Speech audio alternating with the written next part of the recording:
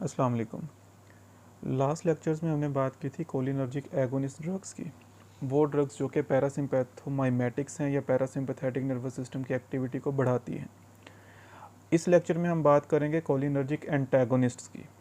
वो ड्रग्स जो कि पैरासिम्पैथेटिक सिस्टम की एक्टिविटी को एंटागोनाइज करती हैं। अच्छा, जैसे हमने लास्ट लेक्चर्स में बात की थी कि हम पहले क्लासिफिकेशंस की बात करते हैं, उसके बाद हम ड्रग्स की इंडिविजुअली बात करते हैं, फिर उसके अंदर हर ड्रग के जो कंपैरिजंस हैं, फिर उसके अंदर से जो इम्पोर्टेंट एमसीक्यूज़ या लॉन्ग क्वेश्चंस बन सकते हैं उनकी हम बात करेंगे। अच्छा, सबसे पहली बात यह है कि क्लासिफिकेशन ऑफ कोलिनर्जिक एंटागोनिस्ट्स। देखें, 20 नंबर का आपको क्वेश्चन आता है एग्ज़ाम में कि classify anticholinergic drugs and explain atropine या एक्सप्लेन स्कोपोलामीन, या कोई भी ड्रग जो है उसको एक्सप्लेनेशन के लिए कहा जाता है।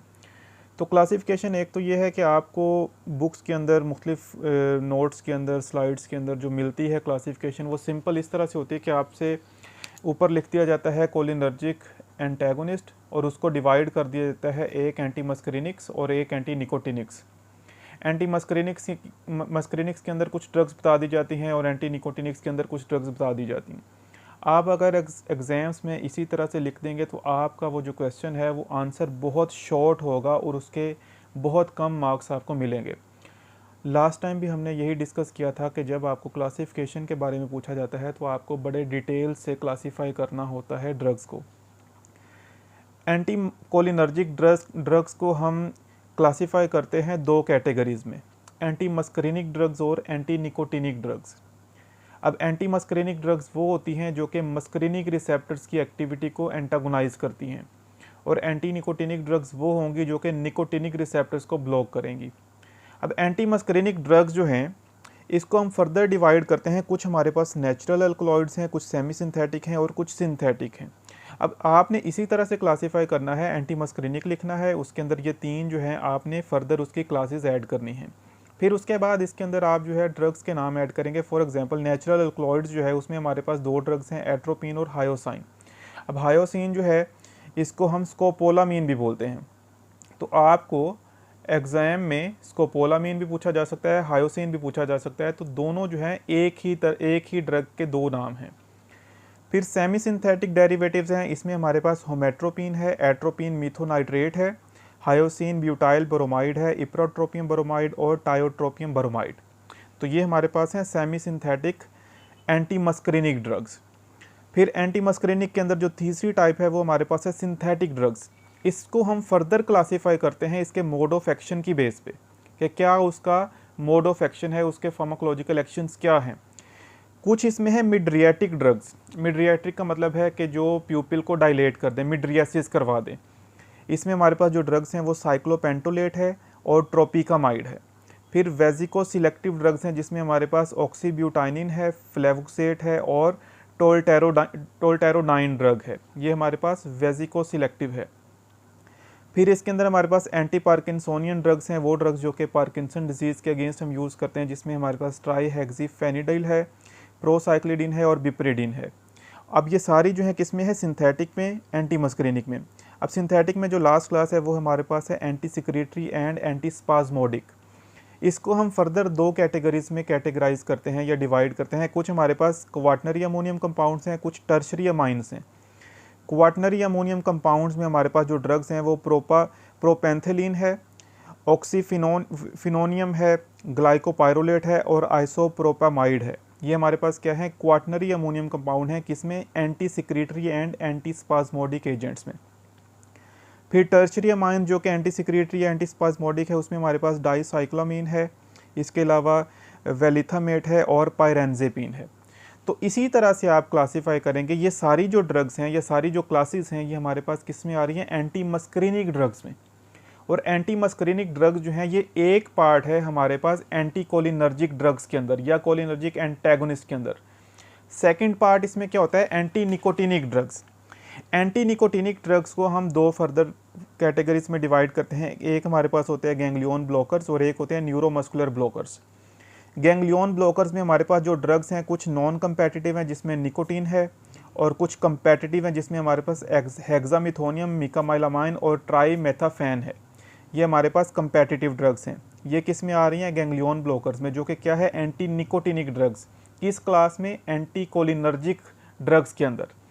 और एंटी निकोटिनिक में जो दूसरी क्लास है वो न्यूरोमस्कुलर ब्लॉकर्स हैं। इसके अंदर कुछ हमारे पास डीपोलराइजिंग, उसमें एक एग्जांपल जो है वो सक्सिनाइल कोलिन है, और कुछ हमारे पास नॉन डीपोलराइजिंग एजेंट्स हैं जिसके अंदर हमारे पास क्यूरारे ड्रग्स आ जाएंगे। इसको हम जब फर्दर डिस्कस करेंगे, एक्सप्लेन करेंगे, तो इसमें हम सारी जितनी भी ड्रग्स इसमें आती होंगी उनको वन बाय वन एक्सप्लेन करेंगे। तो अब बहुत ज़रूरी चीज़ ये है कि अगर आपको 20 नंबर के क्वेश्चन में पूछा जाता है classify the anticholinergic agents and explain for example atropine, तो अगर आप ये इस तरह से क्लासिफिकेशन लिखेंगे, हर क्लास को फर्दर सब क्लासीफाई करेंगे, उसके अंदर फिर ड्रग्स के नाम लिखेंगे, तो आपके मैक्सिमम मार्क्स आएंगे। तो जब भी आपने एग्ज़ाम्स की प्रिपरेशन करनी है तो इन चीज़ों को आपने बड़े ध्यान से जो है अंडरस्टैंड करना है और बड़े केयरफुली आपने इनको याद रखना है। अब इसके बाद हमारे पास जो है, अगर ड्रग्स की बात करें, ड्रग्स में आपको पता है हमने वैसे ही वही चीज़ें डिस्कस करनी है जो हम करते हैं, mechanism of action her drug का, उसके बाद उसके pharmacological actions, therapeutic uses, side effects, ये सारी चीज़ें हम डिस्कस करेंगे। अब पहली बात यह है कि हम बात कर रहे हैं एंटीकोलिनर्जिक ड्रग्स की, वो ड्रग्स जो कि कोलिनर्जिक सिस्टम या पैरासिम्पैथेटिक सिस्टम की एक्टिविटी को एंटागोनाइज करते हैं। फर्स्ट लेक्चर में हमने बात की थी पैरासिम्पैथेटिक नर्वस सिस्टम के नॉर्मल इफ़ेक्ट्स। फॉर एग्जांपल हमने कहा था कि नॉर्मली क्या होता है, पैरासिम्पैथेटिक सिस्टम जब एक्टिवेट होता है तो प्यूपिल जो है आइज़ का, वो क्या करता है, कॉन्स्ट्रिक्ट हो जाता है, ठीक है, उसमें क्या होता है, मायोसिस हो जाती है। हार्ट रेट जो है वो क्या होता है, कम हो जाता है। जीआईटी की एक्टिविटी जो है वो इंक्रीज़ हो जाती है। ये सारे एक्शंस, या इसके अलावा बाकी भी हमने और बातें की थी जो नॉर्मल एक्शन थे पैरासिम्पैथेटिक सिस्टम के। अब हम क्योंकि बात कर रहे हैं एंटी कोलिनर्जिक ड्रग्स की, तो ये सारे जो इफ़ेक्ट्स हैं ये एंटागोनाइज हो जाएंगे, ऑपोजिट हो जाएंगे। इसमें क्या होगा, प्यूपिल जो है वो डायलेट हो जाएगा, हार्ट रेट इंक्रीज़ हो जाएगा, जीआईटी की मोटिलिटी कम हो जाएगी, सिक्रीशन जो है वो कम हो जाएगी। तो ये सारे इफ़ेक्ट्स जो हैं वो, इसके अलावा आप इस तरह से इसको याद रख सकते हैं कि जो आपने कोलिनर्जिक एगोनिस्ट के जितने भी एक्शन देखे हैं, पाइलोकार्पिन के या एसिटाइल कोलिन के, फाइजोस्टिगमिन के, इन ड्रग्स ने क्या करना है, उनके ऑपोजिट इफ़ेक्ट्स देने हैं। इस तरह से आप इसको याद रख लें। अब सबसे पहली चीज़ यह है कि इसका मैकेनिज्म ऑफ एक्शन क्या है। देखिए हमारे पास जो सेल मेम्ब्रेन है, या ये उसके ऊपर क्या है, हमारे रिसेप्टर्स हैं। ये रिसेप्टर है फॉर एग्जांपल मस्करीनिक रिसेप्टर। नॉर्मली क्या होता है, एसिटाइल कोलिन जो है ये इसके ऊपर बाइंड करता है। बाइंड करने के बाद क्या होता है, इसको एक्टिवेट करके इसके अंदर चेंजेस लेके आता है, और उसके बाद क्या होता है, डीएजी और IP3 पास जो हमारे पास कैस्केड है वो एक्टिवेट हो जाती है, और उसके बाद पैरासिम्पैथेटिक की एक्टिविटी बढ़ जाती है। लेकिन जब हम एट्रोपिन देंगे तो एट्रोपिन, फॉर एग्जांपल ये हमारे पास एट्रोपिन है, एट्रोपिन क्या करती है, यहाँ पे जाके बाइंड कर देगी, इसको रिमूव कर देगी। अब ये कंपटीशन है, एसिटाइल कोलिन की कंसंट्रेशन कम हुई, एट्रोपिन की कंसंट्रेशन बढ़ी, एट्रोपिन ने आके रिप्लेस कर दिया एसिटाइल कोलिन को। क्योंकि ये compete कर रहा है एसिटाइल कोलिन से, इस वजह से इस एंटेगोनिज्म को हम बोलेंगे ये कंपेटिटिव एंटेगोनिज्म है। अब होता यह है कि एट्रोपिन हमने दिया, एट्रोपिन यहाँ पे बाइंड करेगा, एसिटाइल कोलिन जब बाइंड नहीं करेगा, तो एसिटाइल कोलिन जब बाइंड नहीं करेगा तो उसके रिलेटेड जो इफेक्ट्स हैं वो डिक्रीज हो जाएंगे, ठीक है। तो पैरासिम्पैथोलिटिक इफेक्ट्स आएंगे। एसिटाइल कोलिन जब बाइंड करता है तो पैरासिम्पैथोमाइमेटिक इफेक्ट्स आते हैं। अब एसिटाइल कोलिन जब बाइंड नहीं करेगा तो पैरासिम्पैथोलिटिक इफेक्ट्स आएंगे। तो ये इसका मेन हमारे पास मैकेनिज्म आ गया। अब एट्रोपिन जो है, हमने क्लासिफिकेशन में बात की, ये कहाँ पे प्रेजेंट है, नेचुरल अल्कलॉइड है हमारे पास। अब नेचुरल अल्कलॉइड है तो ये कहाँ से हमें ऑब्टेन होता है, एट्रोपा बेलाडोना से। ये आपसे MCQ में पूछा जा सकता है, इसका जो सोर्स है वो क्या है, एट्रोपा बेलाडोना, ये यहाँ से जो है हमें हासिल होता है। इसके अलावा इसको हम डेटूरा सत्रामोनियम भी बोलते हैं, और ये बेसिकली एक टर्शरी अमाइन है, ठीक है। ये सारी चीज़ें जो हैं आपको MCQs के लिए, वाइवा के लिए ये पता होनी चाहिए। इसके अलावा अगर हम इसके फार्मेकोकाइनेटिक पैरामीटर्स की बात करें तो ये गट के थ्रू जो है वो बड़ी आसानी से जो एब्जॉर्ब हो जाता है। इसके अलावा ब्लड ब्रेन बैरियर से कंजक्टाइवल जो हमारी मेम्ब्रेन है आइज़ के अंदर, उसके अंदर जो आसानी से एब्जॉर्प्शन होती है। हाफ़ लाइफ जो है ये आपको पता होना चाहिए, हाफ़ लाइफ इसकी जो है वो 2 आवर्स होती है। इसके अलावा जो 60% इसकी जो डोज है वो अनचेंज्ड जो है वो यूरिन के अंदर जो है एक्सक्रीट आउट हो जाती है। मैकेनिज्म की हमने बात कर ली कि ये क्या करती है। इसमें सिर्फ एट्रोपिन नहीं, आपने सिर्फ एट्रोपिन की नहीं याद रखना। देखें जितनी भी एंटी मस्करीनिक ड्रग्स होंगी, क्योंकि हम कंपैरिजन करते हैं इसी ड्रग के साथ, तो चाहे इसके अंदर स्कोपोलामीन है, चाहे कोई भी एंटी मस्करीनिक ड्रग है, वो यही काम करेगी, एसिटाइल कोलिन को बाइंड नहीं करने देगी, खुद बाइंड हो जाएगी और पैरासिम्पैथोलिटिक इफेक्ट्स देगी। उसके बाद हमारे पास अगर हम इसके फार्माकोलॉजिकल एक्शंस देखें तो सबसे पहले जो आइज़ के ऊपर इसका इफेक्ट है, आइज़ के ऊपर नॉर्मली जब पैरासिम्पैथेटिक सिस्टम एक्टिवेट होता है तो प्यूपिल क्या करते हैं, मायोसिस होती है प्यूपिल के अंदर, प्यूपिल कॉन्स्ट्रिक्ट होता है। एट्रोपिन देंगे तो प्यूपिल जो है वो डायलेट हो जाएगा। डायलेट जब होता है उसको हम बोलते हैं मिडरियासिस। ये हम नॉर्मल एक्शंस में भी बात कर चुके थे कि मायोसिस होता है जब पैरासिम्पैथेटिक सिस्टम एक्टिवेट होता है, लेकिन अब उसको एंटागोनाइज करेंगे तो मिडरियासिस हो जाएगा। अब जब मिडरियासिस होगा एट्रोपिन की वजह से, इसके अलावा यहाँ पे क्या होगा, लाइट रिफ्लेक्स जो है, ये आपको बड़ा इंपॉर्टेंट है प्रैक्टिकल्स के लिए भी। लाइट रिफ्लेक्स जो है वो एब्सेंट हो जाता है, लाइट रिफ्लेक्स जो है वो ख़त्म हो जाएगा या कम हो जाएगा। इसके अलावा साइक्लोप्लीजिया हो जाएगा, ये आपको याद रखने हैं, साइक्लोप्लीजिया हो जाएगा। इसके साइक्लोप्लीजिया क्या होता है, जो नियर विजन है उसमें जो फोकस होता है ना नियर विजन का, वो इनेबल हो जाता है, इनएबिलिटी ऑफ नियर विजन। ठीक है, तो ये सारी चीज़ें आपने याद रखनी है कि ये इफ़ेक्ट्स आ रहे हैं हमारी आइज़ के ऊपर। जीआईटी के ऊपर क्या इफेक्ट आएगा इन ड्रग्स का, नॉर्मली क्या होता है जब पैरासिम्पैथेटिक सिस्टम एक्टिवेट होता है तो सिक्रीशंस इंक्रीज हो जाती है। यहाँ पे क्या होगा, सिक्रीशन जो है वो इनहिबिट हो जाएंगी, डिक्रीज हो जाएंगी। इसकी वजह से क्या होगा, ड्राई माउथ हो जाएगा। ठीक है, इसके अलावा यहाँ पे ज़ीरो स्टीमिया हो जाएगा, स्किन जो है वो ड्राई हो जाएगी, ज़ीरो स्टीमिया हो जाएगा। इसके अलावा क्या है, जितने भी सिक्रीशंस हैं वो कम हो गई। एक बात आपने याद रखना है कि जीआईटी की मोटिलिटी भी कम हो रही है, सिक्रीशंस भी कम हो रही हैं, लेकिन एचसीएल की प्रोडक्शन जो है वो कम नहीं हो रही। ठीक है, सिक्रीशंस कम हो रही हैं जीआईटी की, लेकिन एचसीएल की प्रोडक्शन कम नहीं हो रही। इस वजह से हम इसको जिसको कह लें कि पेप्टिक अल्सर की डिजीज़ है उसमें हम ये नहीं दे सकते ये ड्रग, क्योंकि इसने एचसीएल को कम नहीं करना। यूरिनरी सिस्टम पे ये क्या एक्ट करेगी, यूरिनरी सिस्टम के अंदर जो ब्लैडर की मोटिलिटी है उसको कम कर देगी। नॉर्मली आपको पता है जब कोलिनर्जिक एगोनिस्ट देते हैं तो यूरिनेशन ज़्यादा हो जाता है, लेकिन जब हम कोलिनर्जिक एंटागोनिस्ट देंगे तो यूरिनेशन जो है वो कम हो जाएगी। इंपॉर्टेंट इसमें चीज़ ये है कार्डियोवास्कुलर सिस्टम के ऊपर इसका इफेक्ट। देखें कार्डियोवास्कुलर सिस्टम नॉर्मली क्या है, पैरासिम्पैथेटिक सिस्टम जब एक्टिवेट होता है तो हार्ट रेट कम हो जाता है, यह हमने बात की। अब एट्रोपिन देंगे या कोई भी एंटी मस्करिनिक एजेंट देंगे तो हार्ट रेट बढ़ना है, लेकिन एट्रोपिन के अंदर ये ख़ास बात जो आपने याद रखनी है कि एट्रोपिन जब देंगे तो इसके हार्ट के ऊपर डाइवर्जेंट इफेक्ट्स आएंगे। डाइवर्जेंट इफेक्ट्स का मतलब है कि ये डोज डिपेंडेंट है, लो डोज पे कुछ और इफेक्ट आएगा, हाई डोज पे कुछ और इफेक्ट आएगा। लो डोज जब हम एट्रोपिन देंगे तो उसकी वजह से क्या होगा, हार्ट रेट कम हो जाएगा, लेकिन जब हाई डोज एट्रोपिन देंगे तो उसकी वजह से क्या होगा, हार्ट रेट बढ़ जाएगा। तो ये आपने याद रखना है। इसकी रीज़न आपसे एग्जाम में पूछी जा सकती है, आपसे वाइवा में पूछी जा सकती है, वो आपने ये याद रखनी है कि जब हम लो डोज देते हैं इसकी एट्रोपिन की तो ये जाके एक्ट करती है हमारे जो M1 रिसेप्टर्स हैं जो कि प्री साइनेप्टिक न्यूरॉन्स के ऊपर प्रेजेंट हैं, तो उसकी वजह से क्या करता है, एसिटाइल कोलिन उसको इनहिबिट करता है M1 रिसेप्टर्स को, जिसकी वजह से एसिटाइल कोलिन की प्रोडक्शन बढ़ जाती है और हार्ट रेट जो है वो कम हो जाता है। लेकिन हाई डोज पे ये क्या करती है, हाई डोज पे ये M2 रिसेप्टर्स पे एक्ट करेगी। ये आपने रिसेप्टर्स याद रखने हैं, M1 पे एक्ट कर रही है लो डोज पे, और M2 पे ये एक्ट कर रही है जब हम हाई डोज देंगे। और M2 पे एक्ट करने के बाद ये क्या करेगी, साइनोएट्रियल नोड को ब्लॉक कर देगी वहाँ पे, जिसकी वजह से जो है हार्ट रेट वो इंक्रीज़ हो जाएगा। तो ये बहुत इंपॉर्टेंट है आपके वाइवा MCQs के लिए, आपको पता होना चाहिए कि कार्डियोवास्कुलर सिस्टम के ऊपर, हार्ट के ऊपर एट्रोपिन के डाइवर्जेंट इफेक्ट्स हैं। लो डोज पे किस पे एक्ट कर रही है, M1 पे, हाई डोज पे एक्ट कर रही है M2 पे। लो डोज पे जब देंगे तो हार्ट रेट कम होगा, हाई डोज देंगे तो हार्ट रेट बढ़ेगा। तो ये आपको पता होना चाहिए। फिर इसके बाद सिक्रीशन सारी इससे हमने कहा कि वो रिड्यूस हो जाती हैं, जिसकी वजह से ड्राई माउथ हो जाएगा, सैंडी आइज़ हो जाएंगी। ठीक है, स्वेट ग्लैंड जो हैं वो उसकी एक्टिविटी कम हो जाएगी। जब देखें एक और इम्पोर्टेंट चीज़, जब स्वेट सिक्रीशंस कम हो जाएंगी ना, स्वेट नहीं होगा तो उसकी वजह से क्या होगा, हीट बॉडी के अंदर बढ़ जाएगी, जिसकी वजह से फीवर हो जाएगा, जिसको हम एट्रोपिन फीवर भी बोलते हैं। तो ये आपको पता होना चाहिए। फिर अगर हम थेराप्यूटिक डोजेस दे रहे हैं इसकी एट्रोपिन की, तो वो एट्रोपिन जो है वो CNS पे इफ़ेक्ट करती है, लेकिन वो बहुत मिनिमम इफ़ेक्ट्स होते हैं, स्टिमुलेट करती है ये CNS को।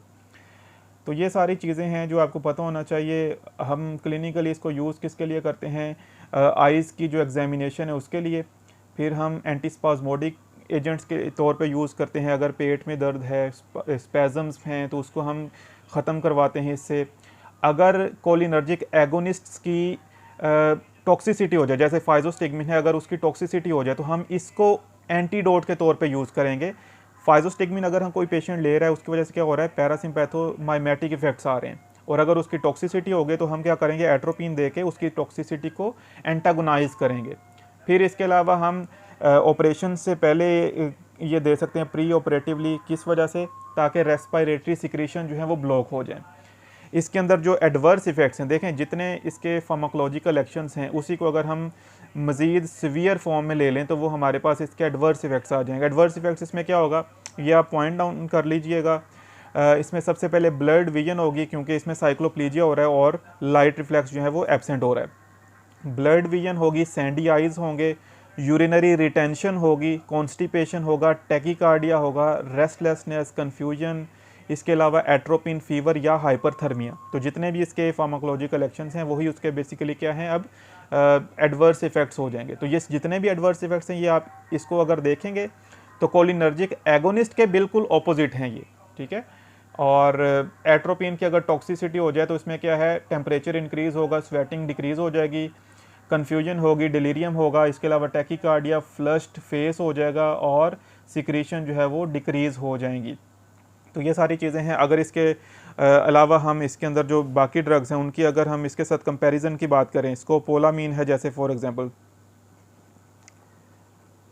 स्कोपोलामीन के यही इफ़ेक्ट्स हैं, सीएनएस के ऊपर जो है वो ज़्यादा इफेक्ट है एज़ कम्पेयर टू एट्रोपिन, लेकिन इसको हम यूज़ करते हैं मोशन सिकनेस के अगेंस्ट। अब जितनी भी मेडिसिन मोशन सिकनेस के अगेंस्ट यूज़ होती हैं, देखो मोशन सिकनेस क्या है, अगर किसी को सफ़र करते हुए वॉमिटिंग होती है, नोज़िया होता है, उस कंडीशन को हम मोशन सिकनेस बोलते हैं। अब मोशन सिकनेस में बहुत सी ड्रग्स यूज़ होती हैं, लेकिन उसके अंदर जो सबसे ज़्यादा इफेक्टिव है प्रोफाइलेक्टिकली। देखो कुछ ड्रग्स ऐसी होती हैं जब कोई बीमारी हो गई उसके बाद हम यूज़ करते हैं, कुछ ड्रग्स ऐसी होती हैं जो हम प्रोफाइलेक्टिकली यूज़ करते हैं, अभी बीमारी नहीं हुई लेकिन हम एहतियातन पहले ही उसको यूज़ करते हैं। अब ये जो स्कोपोलामीन है इसको हम यूज़ कर रहे हैं प्रोफाइलेक्टिकली। अगर आपको मोशन सिकनेस की कंडीशन रहती है तो आप ये कर सकते हैं कि जब आपने कोई ट्रैवल करना है, ट्रैवलिंग करने से कोई आधा घंटा पहले आप एक टेबलेट ले लें स्कोपोलामीन की। उसकी वजह से क्या होगा, आपको सफ़र के दौरान जो है नोज़िया और वॉमिटिंग फील नहीं होगी। इसके अलावा जो इसमें ड्रग्स हैं इप्राट्रोपियम और टायोट्रोपियम, इसको हम यूज़ करते हैं नॉर्मली ब्रोंको डायलेटर के तौर पे। एज़मा अगर किसी को हो गया तो हम उसको ब्रोंको डायलेशन करवाने के लिए ये ड्रग्स यूज़ करते हैं। फिर इसमें कुछ ड्रग्स हमने बात की कि हम उसको यूज़ कर रहे हैं एंटी पार्किंसंस के लिए। पार्किंसंस अगर किसी को हो गई है डिजीज़ तो उसमें हम ये यूज़ कर सकते हैं। तो ये सारी ड्रग्स जो हैं इनको आपने जब अब देखना है तो ये सारे इफ़ेक्ट्स आपने जो एट्रोपिन के हैं, ये सारी चीज़ें बहुत इंपॉर्टेंट हैं। जब आप इसको पढ़ेंगे बाकी ड्रग्स को आपने सिर्फ इसके साथ कंपेयर करना है, उनकी आपको बहुत ज़्यादा डिटेल्स नहीं चाहिए। आपको पर्टिकुलर अगर किसी ड्रग का कोई फ़ीचर है, जैसे फॉर एग्जांपल हमने अभी बात की कि स्कोपोलामीन का मेन फीचर ये है कि ये प्रोफाइलेक्टिकली मोशन सिकनेस में यूज़ होती है। तो इस तरह के जो फीचर्स हैं जो किसी एक ड्रग के मखसूस हैं उनका आपको पता होना चाहिए। वही बात जो है आपसे वाइवा में और एमसीक्यूज़ में पूछी जाएगी। तो ये सारी चीज़ें हमारे पास आती हैं एंटी मस्करिनिक एजेंट्स के हवाले से। और एंटी मस्करिनिक्स हम पढ़ रहे हैं किसमें, कोलिनर्जिक एंटागोनिस्ट में। अब एंटी मस्करिनिक के अलावा कुछ ड्रग्स क्या हैं, एंटी निकोटिनिक भी हैं। तो नेक्स्ट जो हमारी हम बात करेंगे वो बेसिकली एंटी निकोटिनिक ड्रग्स के ऊपर बात करेंगे, उसकी क्लासिफिकेशन के ऊपर और उसके मैकेनिज्म ऑफ एक्शन के ऊपर।